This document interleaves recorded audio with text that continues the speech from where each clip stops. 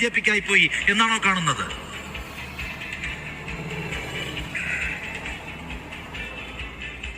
ഇത് നേരത്തെ നമ്മൾ തമ്മിൽ സംസാരിച്ചിട്ടുണ്ട്, നമ്മളെ പറഞ്ഞിട്ടുണ്ട് വളരെ വ്യക്തമായി.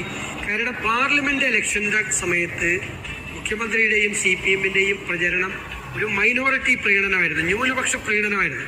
35 ദിവസത്തെ അദ്ദേഹത്തിന്റെ അന്നത്തെ പ്രസംഗം നോക്കിയാൽ മതി. 35 ദിവസം അദ്ദേഹം പൗരത്വ രജിസ്റ്ററിനെ കുറിച്ച്, ഗാസയിലെ കാര്യങ്ങളെ കുറിച്ച്, അത് മാത്രമാണ് അദ്ദേഹത്തിന്റെ ടോപ്പിക്.